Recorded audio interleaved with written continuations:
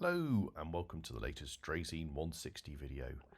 I am today doing a special on the Panzershop.nl models that you can get of road vehicles, and they do a rather excellent selection of N-gauge and also TT gauge models of various different cars and civilian figures and military vehicles. And I've got a few that I need to paint up, and I've got a few of them on show here in their sort of nice clear plastic moulding, which is done, I think it's actually 3D printed, but they have a rather amazing 3D printer.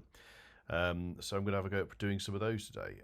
Interestingly, just a quick note that they've actually started to do them in black now, which seems to be quite good. They seem to have changed the way that they're doing them. So anyway, without further ado, these are the four that I have here. So let's go and give these models a spray.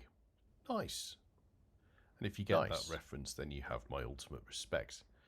So they do a wide variety of things, and I've got quite a lot to get through and get on and paint. So I've got some playgrounds, but I've also got some bins and various different things and skate ramps and stuff like that. And I have to say the quality is really excellent, and I've kept going back to them because they're just really good. Just as full disclosure, I'm just a satisfied customer. They're not paying me to say this. So here's the tutorial. So you can see I've got all the different types of Posca pens I've got here. So I've got, these are the sort of short nibbed pens. These are quite useful just for some of the finer detail. Some of the bigger pens, probably less useful, but I have quite a few of them still. They're the ones I started out with. Quite a big nib, good for colouring large areas.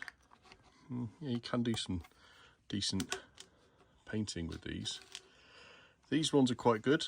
They're like brushes, and they take a little while to get going, but you got a sort of a button here that you press, and it releases the ink and allows you to use it like a brush, which is quite handy, and makes it a little bit more intuitive.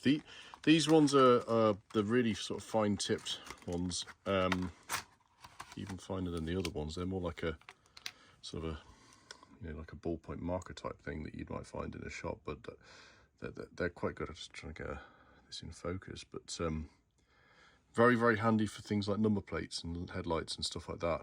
But the odd thing is that you can't get the full range of colours in all of the different packs. So I try and get what I can when I can. But the greys and stuff are usually predominantly in these sizes, and you've got a limited range in the sort of brush selection, and then these are just a multi-pack. I think there are some other colours you can get in those, but they're not quite as useful for modelling. They're sort of a bit more garish. So here's the four sort of main suspects. I'm going to do these two vans in sort of predominantly white, so I'm just going to be adding details to these two. And I haven't actually decided what I'm going to do with the cars. I think with the one with the bonnet up, I think it's a Renault. I might just do as a sort of a silver. I need to spray that a little bit more. And the little Twingo, I think I have to sort of find and see if I can find a decent colour for it.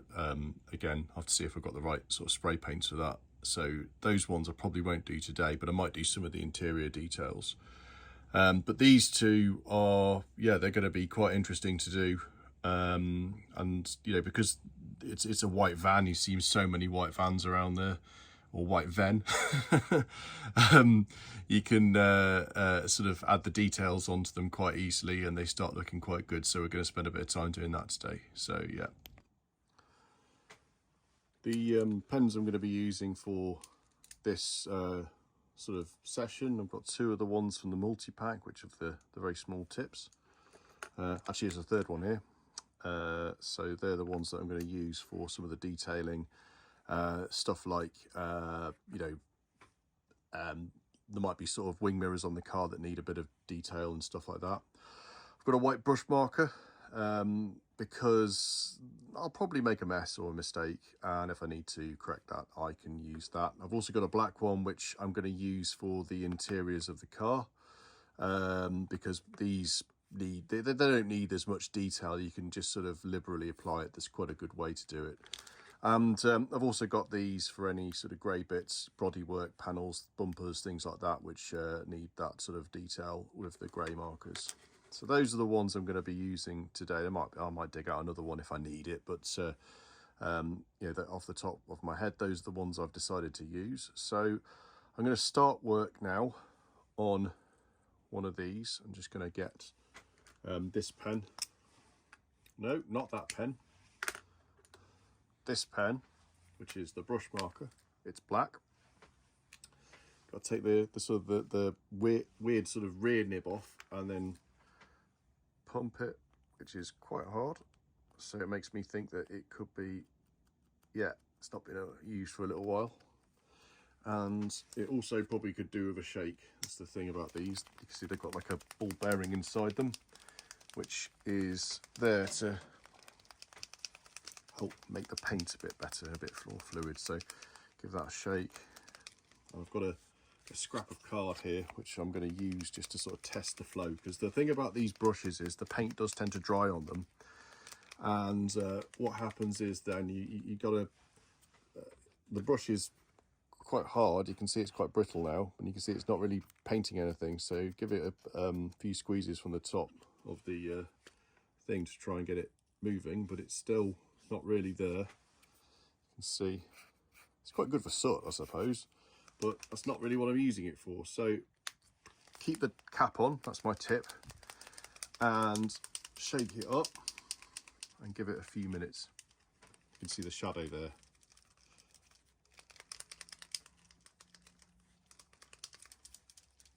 Just trying to get all the ink flowing.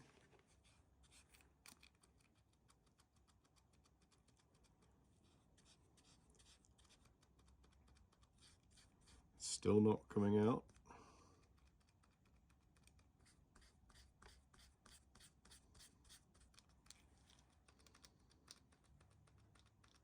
Oh, I don't know if you can see, but if you look closely at the top now, you can see the ink is starting to drip down as it pushes, as I push the thing. So that means it's getting to that point now, and you can see we're starting to get ink through. We can start to think about using it. Probably needs just a little bit longer to trickle through. That's the thing about the brush, that is the downside to using it. So I have, this is, I think it's a Citroen Berlingo. It's a French van, of course, and very popular, lots of them around, and I'm just going to give it a really liberal coating of black all over it. Now the wheels can be black, most of it can be black because, well, it's the interior. And what I might do is just sort of give some highlights with some of the other colours. I might put, like, you know, what could be a sort of a crisp wrapper or something. I'm just going to use the cap just to hold it while I give it a bit of a paint, so I don't get paint on my hands. So that's a top tip there, professional tip, and that's as quick as it needs to be. So that will dry very quickly. The real beauty of using Posca is that it's fast, really fast to dry. So going to do the I think it's a Mercedes Vito. Ooh, drop the cap. What am I going to do to hold it if I don't have the cap? So here we go again. Again, just painting it really liberally. You can do details like the alloys or hubcaps later. That's not a big deal. And you know, a lot of this you won't really see, especially, you know, unless you're looking at it really close. So stuff like the dashboard, you know, it's there. I might just add a little bit of detail onto that. But, you know, typically in cars, it's, you know, dark grey, it's, you know, quite dark. You're not really sort of having loads of standing out material that's in the seats might be a different colour in some cars. But in these ones, I don't know, I might put a bit of grey on them once it's dried, just to give it that sort of slight different texture, so you can see what you can do. But yeah, so almost there. The really good thing about these ones is that they do come in 2 bits. You You know, some of the other Panzershop ones are sort of single pieces, which is okay. It just means that you can't add some of the detail inside, which is a little bit of a shame. It's usually the bigger ones as well that they don't put the detail in. So, okay. Done the two chassis now. I'm just going to leave them to dry for a few moments. What I'm now going to do is I'm going to have a look, push them over to there, have a look at what I can do on this one.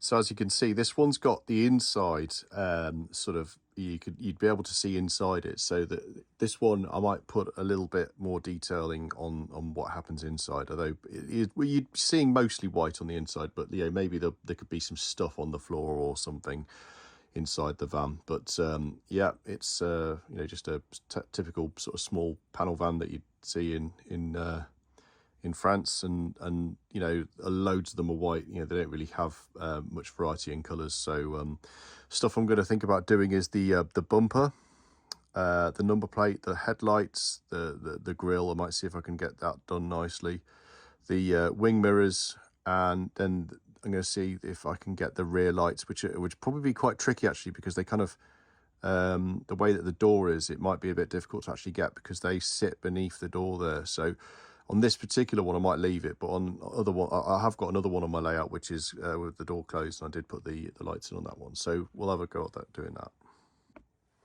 So I just had a go at starting this, and then I realised I might have made a bit of a mistake. So I think that the underside, the bumper's kind of in the middle of the front here, and I think the underside would actually be white. So I'm going to go and double check that now. But what this actually is quite a good opportunity to show is, well, I've got some white here, and what I've done is I've just dried this a little bit with a tissue. Just to sort of make sure that it's you know, not going to completely wreck everything. And I've got the white pen here, the white sort of one. Actually, I might use one of the fine tip one if I've got the whites to hand, which I've not got a fine tip one, but I have got a big one. This will be a much easier one to use than the big brush, because you can just get the paint flowing a lot quicker. Yeah, there we go. Just give it a bit more of a shape, because the paint does need to mix to be the right consistency. Yeah, there we go. Okay, so just going to quickly go over this, and it's no big deal on this particular one, because you know, the white at this level would probably be quite weathered anyway. And the tip is a little bit grey now, so what I'll do is I'll just give that a quick run over on my scrap piece of card, and boom, there we go. Okay, so I'm just going to double check what the Berlingo looks like just before I jump into this. And I think there's sort of a plastic sort of surround that goes all the way around, and I'm just going to try and follow that with my painting. So after all that trouble, I found out that I was wrong and right. The actual colour probably should have been a black for the bumpers, and I never quite like using black. It looks a bit too pristine, and I think what I'm going to stick with is the dark grey. But the thing that I did find was that the actual dark grey was all the way up and covered sort of the whole front, so it's not that big of a deal. You just miss the number plate off, and then you've got this sort of line here, which is like a plastic panel that goes along the side. I guess it's to sort of prevent bumps and stuff and scrapes. So I'm going to just do the bumper to start with, as that's not got white paint on it. You can see how shaky my hand is, probably from too much sugar.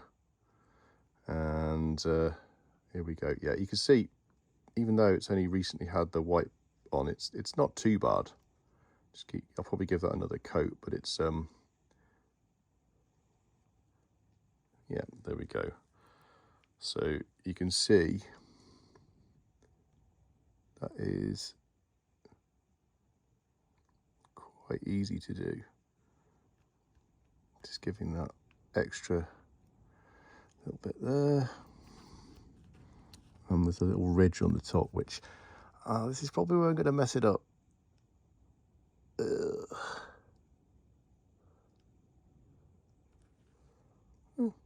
Yeah, I've done worse. And then Let's see if I can do this bit the same. Okay, then see, I do most of this freehand just because my mantra when it comes to modelling is to try and get stuff done quickly, and sometimes that backfires. But in this case, you know, I've done this sort of thing before, and it's okay.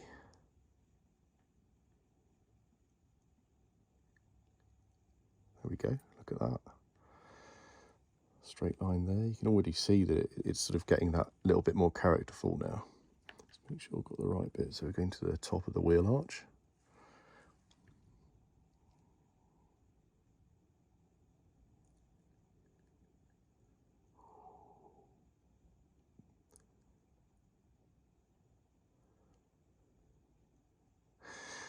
There we go. Now this side's not as well painted, so it's probably going to be going the other way when it's on the layout, but that's okay.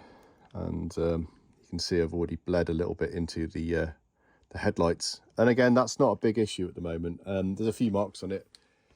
And that's when you can get your white marker out and just tidy it up and just go bop, bop, bop, like that. And it solves it. But with the headlights, they're going to have I think probably the best colour to use on that will be a silver. I do have one somewhere, I just can't find it now, so that's probably going to be something I do. And the other thing I need to probably do as well is the wing mirrors, so I'll do that next. So yeah, going to do the wing mirrors. The thing about this is you really don't need that many colours for something like a Berlingo to make it look authentic. Some of the other cars that you could get might be a bit more awkward in terms of their colours.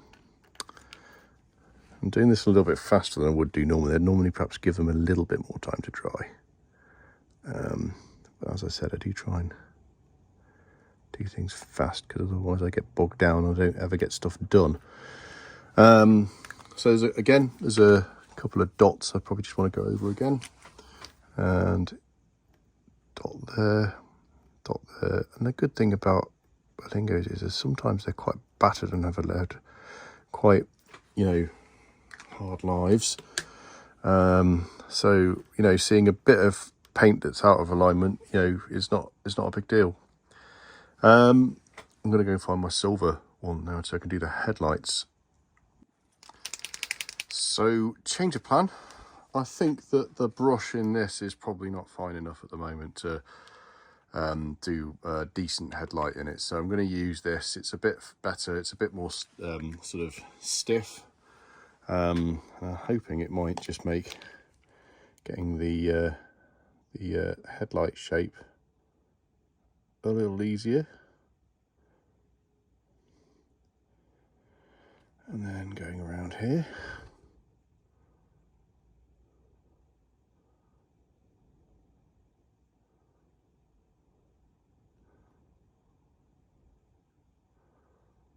So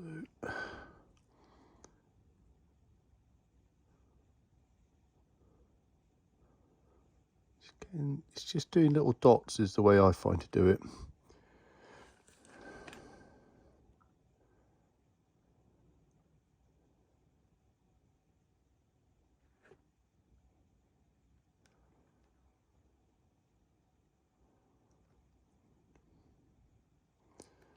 It's not perfect, but it's a lot better. And you can see I've made a little smudge there, unfortunately.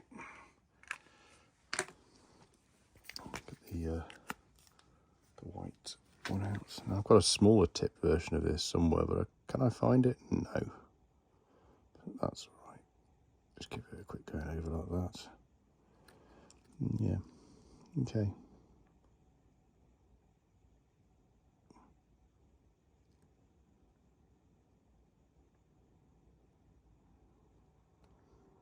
Okay, so it's not my best work, I must admit, but I'll probably come back to that and do some more.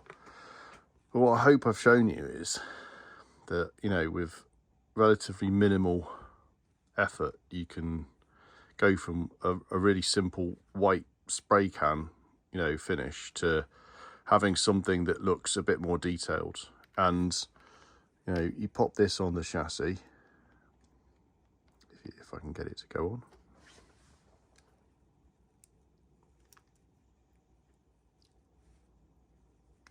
Does it want to go on? Of course it does.